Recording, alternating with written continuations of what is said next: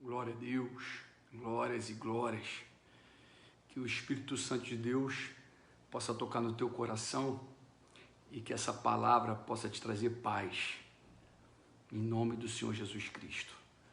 Nós colocamos aí como título, nós colocamos Mundo de Trevas. Escuta aí, quero começar falando aqui na palavra em Efésios. Pega as tuas preocupações, tudo que você está vivendo, toda a aflição que o mundo está proporcionando hoje na tua vida, a angústia. Eu quero te dar um caminho, eu quero te dar um caminho de paz, um caminho de esperança. Maldito é o homem que confia no homem, mas bendito é o homem que confia em Deus. Estou com a Bíblia na minha mão e eu te aconselho a ter uma Bíblia. Pega a tua Bíblia aí, esquece religião, só para que você possa acompanhar o que nós vamos dizer aqui, porque é verdadeiro e é o que vai trazer vitória para a nossa nação, vitória para o nosso mundo. Escreve aí, ó.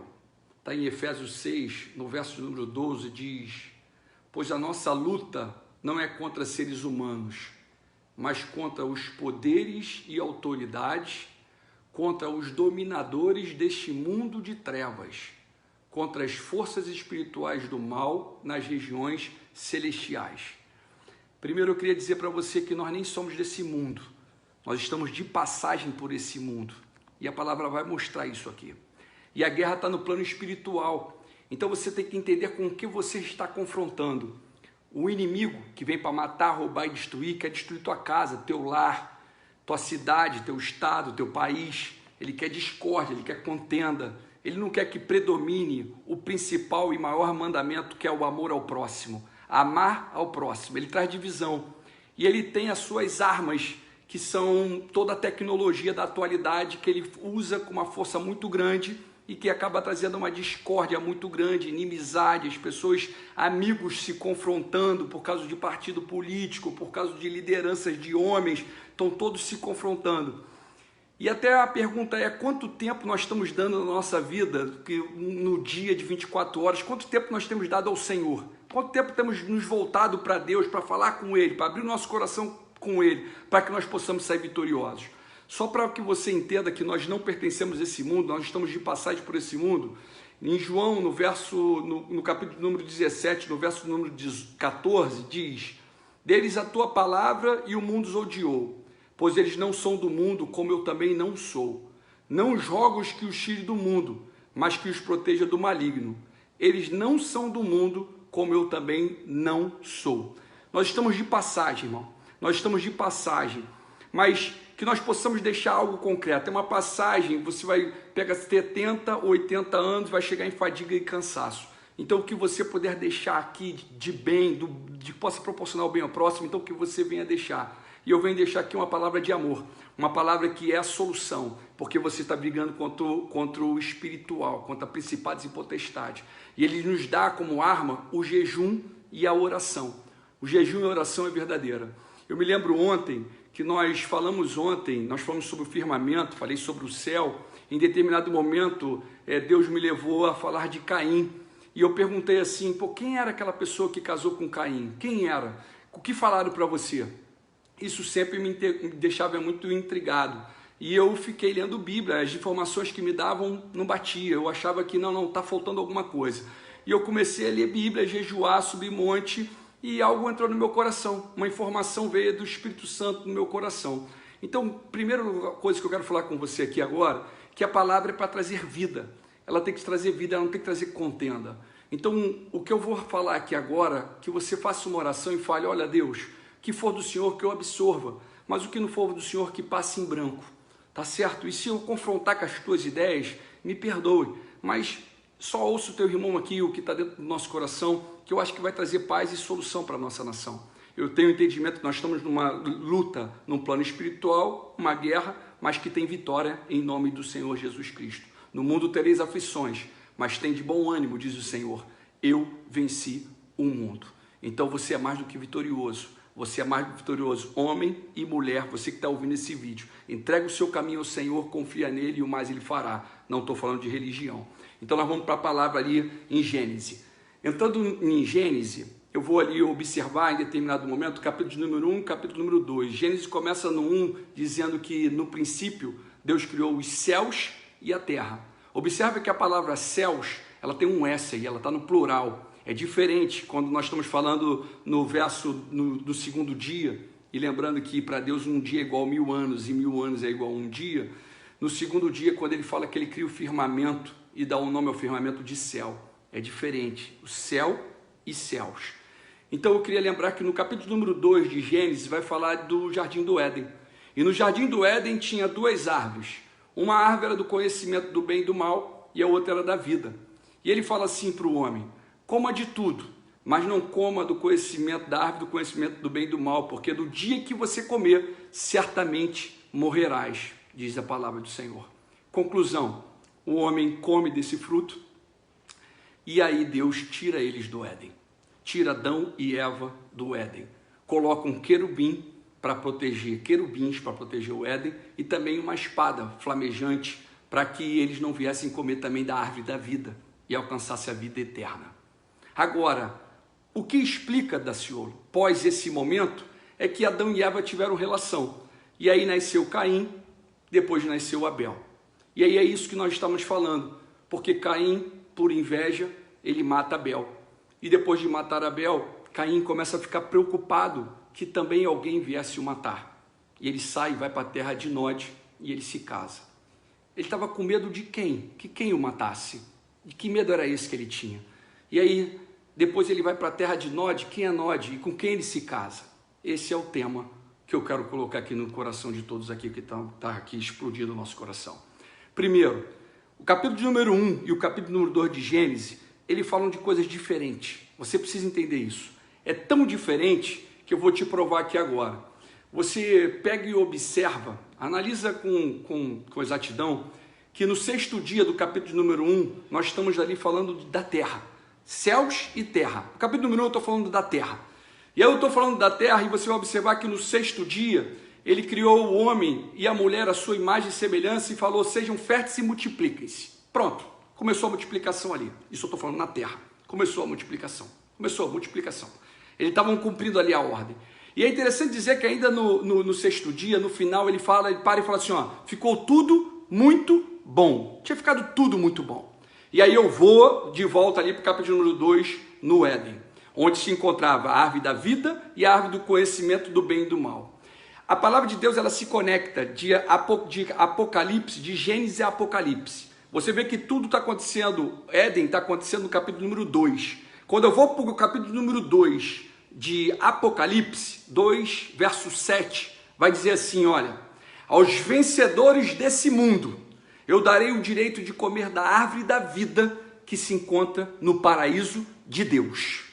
Paraíso de Deus, árvore da vida, Éden. Nós estamos falando, não estamos falando mais da terra, já é diferente. Nós estamos falando de um outro momento, de um outro local, de um outro cenário, um cenário espiritual. Nós estamos falando do Éden, aos vencedores desse mundo, dessa luta que nós estamos vendo aqui, essa tribulação, essas discórdias, essas mortes, guerra, rumores de guerra que nós estamos vivenciando. E dizer, rapidinho, só para me lembrar aqui, ó, ninguém sabe o dia e a hora, nem o Filho, nem os anjos, somente o Pai. Então para de querer adivinhar quando vai ser o fim, quando vai ser a vinda do Senhor, porque só Deus sabe esse momento. Então eu estou nesse exato momento dizendo para você que houve o pecado, o homem come do fruto que não era para comer e ele é lançado na terra. Ele sai do Éden, paraíso de Deus, jardim de Deus, e é lançado na terra, do capítulo número 1, onde já tinha uma multidão lá, já tinha um galerão lá. Tanto é verdade isso, tanto é verdade que se você for para o capítulo número 6, ainda de Gênesis, você vai parar e vai observar o seguinte: os homens, eles cumpriram o que Deus mandou, eles tiveram muitos filhos e filhas.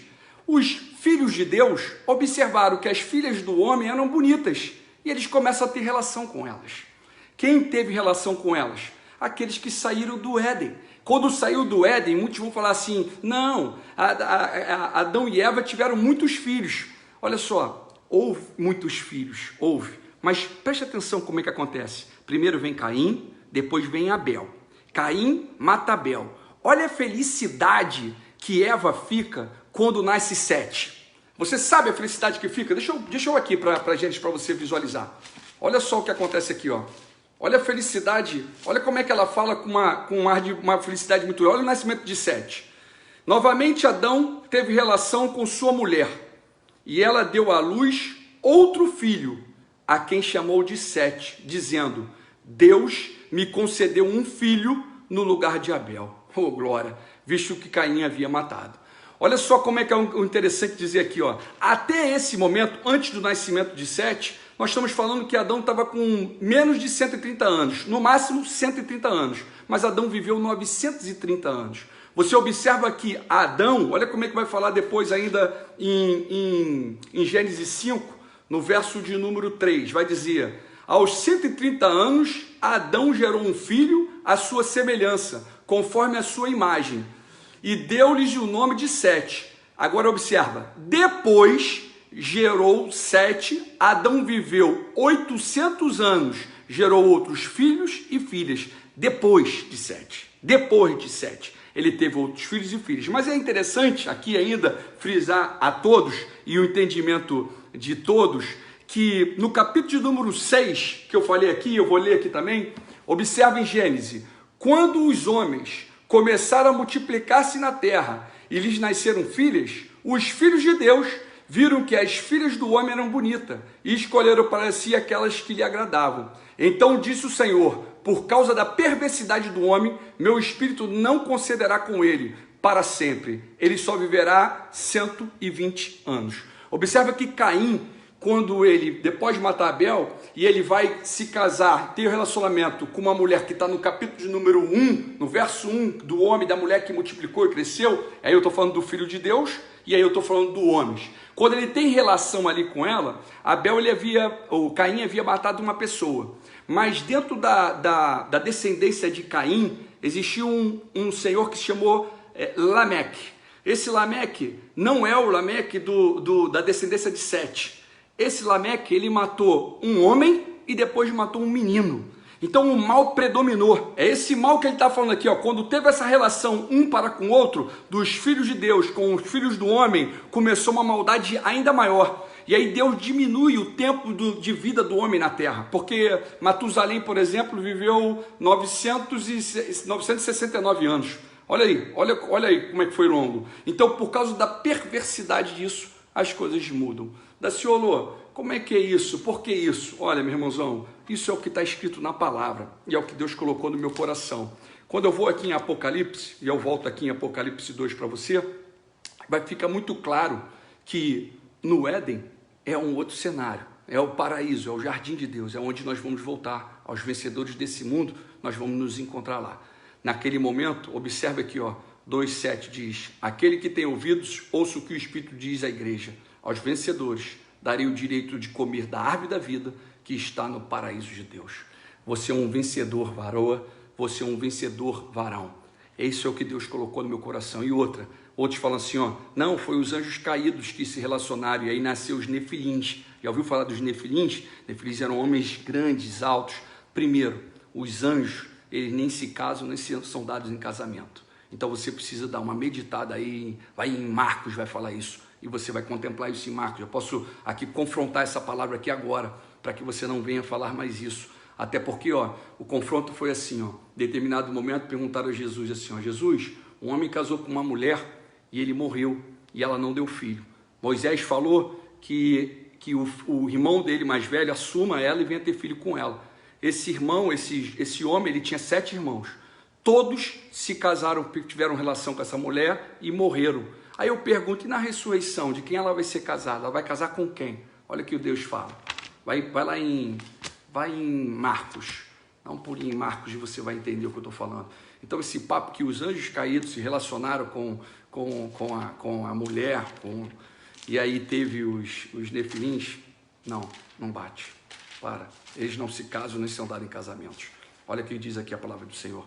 Vai lá em Marcos 12, no verso de número 24, 25, vai dizer assim, Jesus respondeu-lhes, vocês estão enganados, pois não conhecem a Escritura nem o poder de Deus. Quando os mortos ressuscitam, não se casam, nem são dados em casamentos, mas são como os anjos nos céus. Quanto à ressurreição dos mortos, vocês não leram no livro de Moisés, no relato da sarça, como Deus lhe disse: eu sou Deus de Abraão, sou Deus de Isaac, sou Deus de Jacó. Não sou Deus de mortos, sou Deus de vivos. Então, aí já entra uma outra palavra. Quando fala morreu, morreu e acabou, mentira, mentira. Tem vida, vida.